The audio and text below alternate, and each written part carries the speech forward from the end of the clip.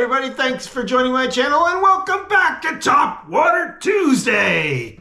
Today we're going to go back underwater to continue what we started last week by showing you some topwater frogs. We're going to use the same 3 frogs we used last week, but instead of the camera angle being this way, straight up, the camera angle will be at a 45-degree angle, which makes some difference in how the fish would be viewing your baits. And this is an important video to understand all that.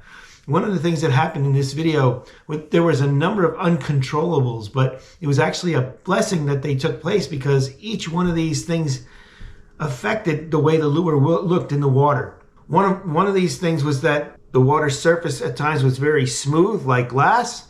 We had sunlight sometimes, at other times we had clouds, and then we also had some wind mixing in where the water tended to get riled up quite a bit because of the wind. So all these things happened in a very short period of time. I was only videotaping this for maybe 15 minutes, maybe a little longer.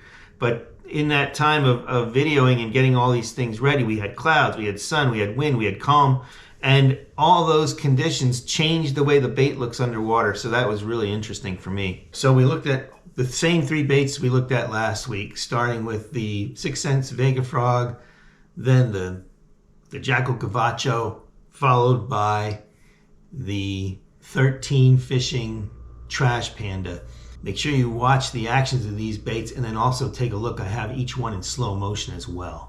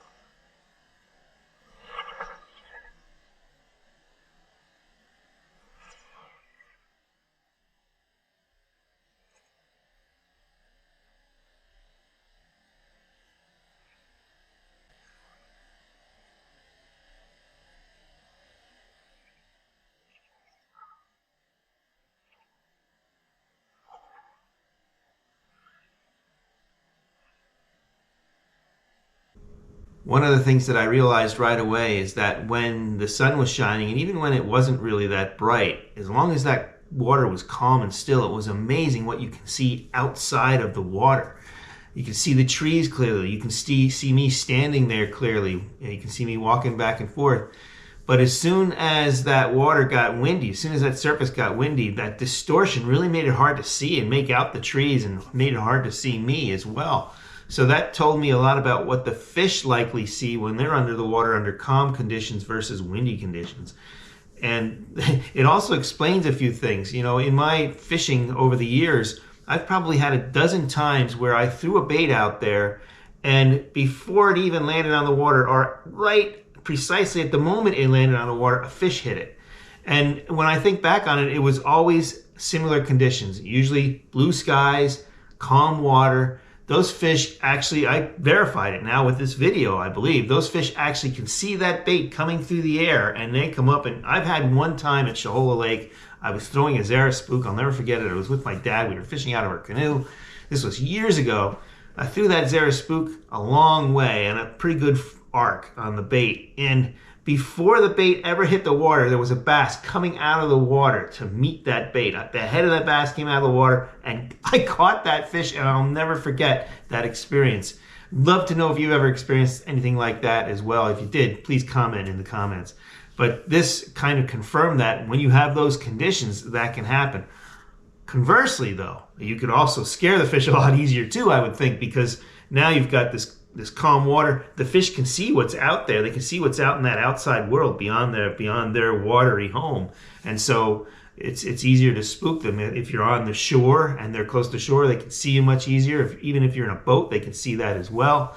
So very different if it's calm versus when it's windy. When you have those wind conditions, it really breaks up the surface, and it makes it very difficult from the fish's point of view to see what's outside of their watery world. So you can take advantage of that as well, fishing topwaters on certain days where the light is broken up and the fish can't see what's out there.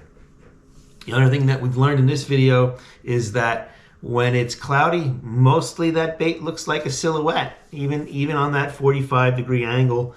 The sun really helps make the bait look different, or it really helps the colors show. The first bait that I threw, the Vega frog from 6 Cents, the colors on that bait were not very contrasting colors. It had a dark grayish black back with a dark green sides and belly. So there wasn't a lot of contrast between the top and bottom. And so that was probably the hardest to see the color differentiation. In the sunlight, you could see it. The next bait was the Cavacho. That's the Jackal Cavacho. That one had if you remember from the last video we had, it was the only one that has like a sheen on it. It actually has a reflection, and so that really shows up in the sunlight, and you can see those colors as the bait's moving too. I found that quite interesting. But the thing that I learned the most, or that I did not expect, was when I threw this bait, the Trash Panda. This has a white belly, a little bit of green on the front, the vertical bars, the black bars, and some nice yellow on the sides. This bait really impressed me, especially in the sunlight. It just looked like a bluegill. That coloration combo looked a lot like a bluegill in color, and so the bait became, in my mind, a bluegill to those bass. This is probably why this standard type of color frog works so well. White belly, yellowish sides, bars. I believe that really looks like and represents a bluegill very well. And so, you know, when I consider colors that I'm throwing, especially on the brighter days, I'm definitely going to be looking for this. If I want a bluegill coloration, this is the pattern I'm going to be going with, because boy, it looked pretty darn good in the water to me. I thought it was very enlightening. If you liked the video, please give me the thumbs up. Don't forget to subscribe to the channel if you haven't done so already. And if you want to see the video that started me on this quest to find out how a bait looks on that 45-degree angle, where we looked at it straight up from an angle this way, take a look at this video right here. Until next time, hope to see you on the water. Stay tuned for more great videos.